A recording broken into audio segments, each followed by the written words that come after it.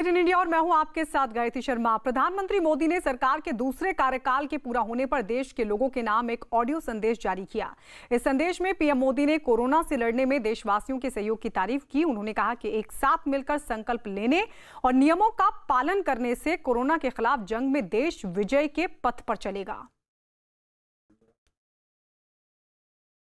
निश्चित तौर पर इतने बड़े संकट में कोई ये दावा नहीं कर सकता कि किसी को कोई तकलीफ और असुविधा न हुई हो।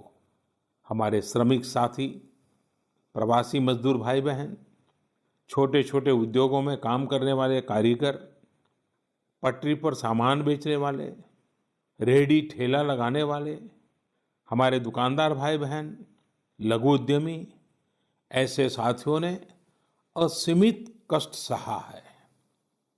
इनकी परेशानियां दूर करने के लिए सभी मिलकर प्रयास कर रहे हैं, लेकिन हमें ये भी ध्यान रखना है कि जीवन में हो रही असुविधा जीवन पर आफत में न बदल जाए।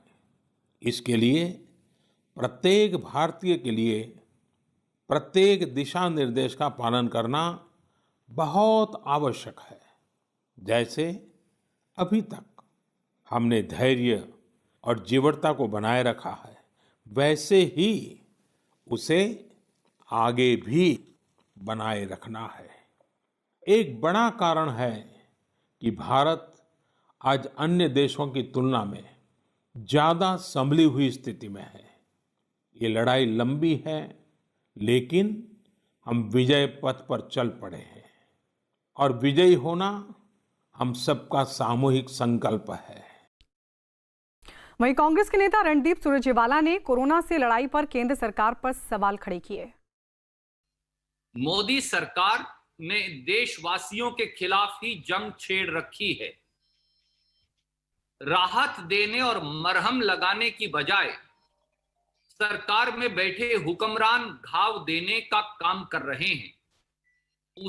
उन्होंने भारत मां की आत्मा को और भारत मां के बच्चों की आत्मा को छलनी कर दिया है। ऐसे में आज सबसे बड़ी अगर कोई जरूरत है तो वो है सरकार के खजाने खोलकर हर वर्ग को राहत देने की, जैसा श्रीमती सोनिया गांधी और कांग्रेस ने कहा। कोरोना से लड़ाई में जहां पीएम मोदी सामूहिक प्रयास की बात करें, सबके साथ की बात करें, तो वही कांग्रेस से सवाल खड़े किए हैं। चर्चा के लिए हमारे साथ सभी खास मेहमान जुड़ चुके हैं। कांग्रेस से अभय दुबे हमारे साथ हैं, बीजेपी से जफर इस्लाम हमारे साथ जुड़ चुके हैं और हमारे सहयोगी अनुराग ढांडा हमारे साथ जुड़ चुके हैं। सबसे पहले अभय दुबे जी, आपके पास, कोरोना किसी एक की समस्या तो नहीं है, ये दुनिया भर के लिए समस्या है, फिर ऐसी बातें क्यों? देखिए, आपने कहा कि विजय पथ पर, अभी तो हम कोरोना महामारी के अग्निपथ पर चल रहे हैं और इस अग्निपथ पर झोंकने का काम भारतीय जनता पार्टी की केंद्र सरकार ने भी किसी हद तक किया है, क्योंकि एक ही पक्ष इसका नहीं है। जो आर्थिक हालात देश के हैं, खास करके श्रमिकों के और किसान के, उस पर भी बहुत बड़ा कुठाराघात केंद्र की सरकार ने किया है। ये बात बिल्कुल ठीक है कि 24 मार्च तक एक्सपोर्ट हम स्वास्थ्य के जो संसाधन है वो करते रहे। कांग्रेस पार्टी ने आगाह किया, फिर उस पर रोक लगाई गई। हमारी सीधी सी मांग थी कि प्रधानमंत्री अगर स्ट्रैटेजिकली इस पर लड़ना है तो 20 लाख करोड़ के पैकेज में 20 लोग, जफर इस्लाम साहब, 20 लोग ढूंढकर बता दें देश में जो कह सके कि इसका प्रत्यक्ष लाभ हमें मिला है। लॉन्ग टर्म रेपो ऑपरेशन और लिक्विडिटी इंजेक्शन से जो पैसे हैं वो बैंकों को कहा कि हमने लिक्विडिटी प्रोवाइड कराई है, लोन देंगे। अरे आप कोविड के पहले ही 8 लाख करोड़ रुपए बैंक ने आरबीआई में पार्क किए थे, कहा कोई लोन लेने वाला नहीं है। 58 साल में क्रेडिट ग्रोथ सबसे पहली बार हिंदुस्तान में इतनी बुरी तरह गिरी है। रूरल और अर्बन कंजम्पशन भी 70 साल बाद पहली बार गिरा। डिमांड नहीं थी, डिमांड साइड को बूस्ट करना था तो वो प्रोडक्शन साइड को बूस्ट करने का पैकेज दे दिया। ठीक है, मुझे लगता है कि असफल है। जी जफर इस्लाम। देखिए, अगर मैं दुबे जी समझते हैं, कांग्रेस के प्रवक्ता हैं, शायद उनको मजबूरी होगी कि इस तरह के स्टेटमेंट दे रहे हैं, लेकिन अच्छे से मालूम है कि जो 20 लाख का पैकेज आया है उस पैकेज से कौन बेनिफिशियरी और देश के किन किन वर्गों को फायदा हुआ है, शायद इनकी जानकारी भी नहीं। तो मैं फिर से एक बार इनकी जानकारी और आप उसके माध्यम से कांग्रेस, देश की जनता को मालूम है, कांग्रेस के लोगों को बताना चाहता हूं। मैं बताना चाहता हूं कि देखिए, सबसे पहले तो जब उन्होंने प्रधानमंत्री के लॉकडाउन के बाद सबसे पहला जो पैकेज जो अनाउंस किया गया था वो 1.7 लाख करोड़ का था, और वो सीधा सीधा जो है हमारे जो 20% गरीब मजदूर जो किसान उन लोगों के लिए था, और वो सीधे 52,000 करोड़ रुपया जो है जनधन अकाउंट से उनके अकाउंट में सीधे खाते में गया है। तो इनकी जानकारी नहीं होगी हर लोग के। और उसके अलावा हमने ठीक है, एक मिनट आएंगे आएंगे। मैं 9.5 करोड़ लोगों 9.5 करोड़ किसानों के अकाउंट में हम लोगों ने 19,000 20,000 ठीक है जफर जी, ठीक है जफर सलाम, अभय दुबे आएंगे आपके पास। हमारे सहयोगी अनुराग भी हमारे साथ हैं। अनुराग, ये वक्त ना तो चुनाव का है और ना ही सियासत का है, एकजुटता के साथ कोरोना के खिलाफ लड़ाई का है, लेकिन उसके बाद अगर सवाल खड़े होंगे, अगर इस तरह की खींचतान होगी तो फिर क्या होगा? अनुराग आपके पास आएंगे हम, लेकिन इससे पहले बता दें अपने दर्शकों को कि कोरोना के खिलाफ लड़ाई में भी बीजेपी अध्यक्ष जेपी नड्डा ने पीएम मोदी की तारीफ की और उन्होंने कहा क्या है, आइए सुनवाते हैं आपको। निश्चित तौर पर इतने बड़े संकट में कोई ये दावा नहीं कर सकता कि किसी को कोई तकलीफ और असुविधा न हुई हो। हमारे श्रमिक साथी, प्रवासी मजदूर भाई बहन, छोटे छोटे उद्योगों में काम करने वाले कारीगर, पटरी पर सामान बेचने वाले, रेहड़ी ठेला लगाने वाले, हमारे दुकानदार भाई बहन, लघु उद्यमी, ऐसे साथियों ने असीमित कष्ट सहा है। इनकी परेशानियां दूर करने के लिए सभी मिलकर प्रयास कर रहे हैं, लेकिन हमें ये भी ध्यान रखना है कि जीवन में हो रही असुविधा जीवन पर आफत में न बदल जाए। इसके लिए प्रत्येक भारतीय के लिए प्रत्येक दिशा निर्देश का पालन करना बहुत आवश्यक है। जैसे अभी तक हमने धैर्य और जीवटता को बनाए रखा है, वैसे ही उसे आगे भी बनाए रखना है। एक बड़ा कारण है कि भारत आज अन्य देशों की तुलना में ज्यादा संभली हुई स्थिति में है। ये लड़ाई लंबी है, लेकिन हम विजय पथ पर चल पड़े हैं, और विजयी होना हम सबका सामूहिक संकल्प है। भारत ने मोदी जी के नेतृत्व में कोरोना की लड़ाई एक इस तरीके से लड़ी जिसमें भारत की स्थिति संभली हुई रही और बहुत हद तक उसको संभाल के रखा गया है। प्रधानमंत्री मोदी जी ने कोरोना की लड़ाई में जन भागीदारी, जन सहयोग, सबको साथ लेकर के चलना और उसके साथ साथ टाइमली एंड बोल्ड डिसीजंस लेना, ये मोदी जी की खासियत रही है। और इस कारण से हम ये भी देखते हैं कि जहां बड़े महाशक्तिशाली देश जो समस्याओं से घिर गए और वह भी अपने आप को कोरोना के सामने असहाय मानते हैं, वहां भारत देश ने कोरोना की लड़ाई इस प्रकार से लड़ी और इस तरीके से उस काम को संभाला। वह दूरदृष्टि थी प्रधानमंत्री जी की, जिसने समय पर लॉकडाउन किया, और लॉकडाउन के कारण आज भारत की स्थिति संभली हुई परिस्थिति में हम सबको देखने को मिलती है। कोरोना काल में आज जिस स्थिति में अनुराग हम खड़े हैं, वहां किसी ने थोड़ी, किसी ने ज्यादा कीमत सभी ने चुकाई है और उसका जिक्र प्रधानमंत्री मोदी ने अपने संदेश में किया भी है। लेकिन ये लड़ाई ऐसी है कि बिना सहयोग के कैसे संभव हो सकती है? अनुराग, देखिए, मुझे नहीं लगता है, और इस वक्त लड़ाई करने का कोई फायदा भी नहीं है। मुझे नहीं लगता है कोई पॉलिटिकल पॉइंट्स इसमें कांग्रेस गेन कर पाएगी अगर कोरोना के मामले में किसी तरह के आरोप प्रत्यारोप होंगे, क्योंकि कोरोना को जब भी कंपेयर किया जाएगा तो इंटरनेशनल प्लेटफॉर्म पर बाकी देशों के साथ किया जाएगा, और फिगर्स में हम अभी भी बहुत बेहतर नजर आ रहे हैं दूसरे देशों से। आप फिगर्स को चैलेंज कर सकते हैं, इंप्लीमेंटेशन को चैलेंज कर सकते हैं, लेकिन अल्टीमेटली आपको कंपैरिजन फिगर्स का करना होगा और उसमें हम बहुत बेहतर नजर आ रहे हैं। हालांकि एक सेटबैक जरूर होगा मोदी सरकार के लिए, जो 1 साल पूरा होने पर आज जरूर चर्चा करनी चाहिए कि जो एक जो स्पीड, जो रफ्तार पकड़ी थी, जफर इस्लाम साहब भी सहमत होंगे उससे, कि वो लगातार जो डिसीजंस ले रहे थे अपनी पॉलिसीज पर चलते हुए, वो उसको बहुत बड़ा सेटबैक है। और आगे 4 साल की पूरी प्लानिंग बदल जाएगी, क्योंकि फाइनेंशियल सेटबैक बहुत जबरदस्त लगने वाला है ये कोरोना का जो संकट आया इसकी वजह से। तो जफर इस्लाम साहब से मैं एक सवाल ये भी पूछना चाहता था कि क्या पूरा रिस्ट्रक्चर करना होगा अगले 4 साल का प्लानिंग? मैं इसका अच्छा सवाल है और उसका जवाब देना भी चाहूंगा। देखिए, ये बात हकीकत है कि जिस तरह की महामारी है, ये सिर्फ देश के अंदर नहीं, पैंडेमिक है, महामारी पूरी दुनिया में है, इसीलिए इसको पैंडेमिक कहा गया है दुबे जी। लेकिन ये मैं कहना चाहता हूँ, इससे पूरे दुनिया में तबाही आई है, सिर्फ हिंदुस्तान में नहीं।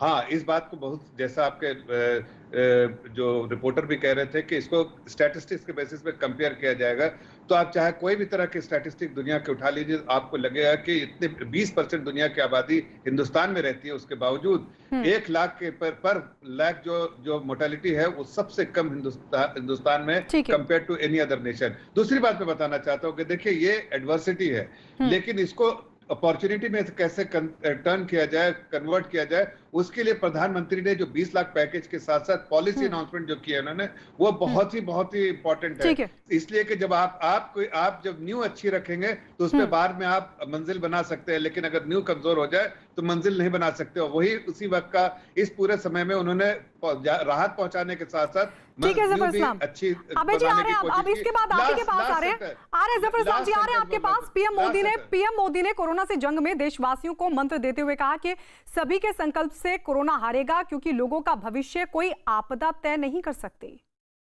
देश के सामने चुनौतियां अनेक हैं, समस्याएं अनेक हैं। मैं दिन रात प्रयास कर रहा हूं, मुझ में कमी हो सकती है, लेकिन देश में कोई कमी नहीं है। और इसलिए मेरा विश्वास स्वयं से ज्यादा आप पर है, आपकी शक्ति, आपके सामर्थ्य पर है। मेरे संकल्प की ऊर्जा आप ही है। आपका समर्थन, आपका आशीर्वाद, आपका स्नेह ही है। वैश्विक महामारी के कारण यह संकट की घड़ी तो है ही, लेकिन हम देशवासियों के लिए यह संकल्प की घड़ी भी है। हमें यह हमेशा याद रखना है कि 130 करोड़ भारतीयों का वर्तमान और भविष्य कोई आपदा या कोई विपत्ति तय नहीं कर सकती। हम अपना वर्तमान भी खुद तय करेंगे और अपना भविष्य भी। हम आगे बढ़ेंगे, हम प्रगति पथ पर दौड़ेंगे, हम विजयी होंगे। अभय दुबे जी, देखिए, पहली बार देश के प्रधानमंत्री जी ने माना कि उन्होंने कमी रखी है, और ये कोविड के पहले की भी सच्चाई है। 70 साल में पहली बार इतना बड़ा अनएम्प्लॉयमेंट देश ने देखा है। रूरल अर्बन दोनों का कंजम्पशन यानी कि डिमांड गिरी है, एनएसओ की रिपोर्ट है। आप इंडस्ट्री की बातें कर रहे हैं, आप इंडेक्स ऑफ इंडस्ट्रियल प्रोडक्शन उठाकर देख लीजिए। इतने बेवकूफ एनालिसिस, हिंदुस्तान को देश हो गया है चौथे नंबर पर विश्व में। आईआईपी नंबर बात कर रहे हैं, इसमें आप कंजम्पशन की बात कर रहे हैं, इसमें आप डिमांड की बात कर रहे हैं। आप जैसे लोग जो है यहाँ महामारी से पहले निपट गए, वो सारी चीजें आ जाएंगी। प्रधानमंत्री जिस प्रदेश से आते हैं उसकी मोर्टेलिटी रेट 6.15% है। गौर से सुनिए इसको आप। महाराष्ट्र मैं सुन रहा हूँ, आप नहीं तो महाराष्ट्र का क्यों नहीं बोलते हैं? महाराष्ट्र का भी बता दीजिए नंबर। मदद करनी चाहिए थी नागरिकों की देश के उस पैकेज में। मुझे बताइए ना। देखिए, मैं नहीं करना चाहता हूँ, मैं लेकिन इनका जवाब देना चाहता हूँ। ठीक है अभी दुबे जी आप सुन लीजिए। जफर इस्लाम साहब, किसान सम्मान निधि के 2000 रुपए आपने अकाउंट में डाले, 6000 रुपए साल। अच्छा, आप सुनिए, इनपुट कॉस्ट इनकी आवाज दबाइए। ठीक है अभय दुबे जी आप सुनिए। अभय दुबे जी बहुत छोटा सा बोलिए सर। एक सवाल उठाइए, एक जवाब लीजिए।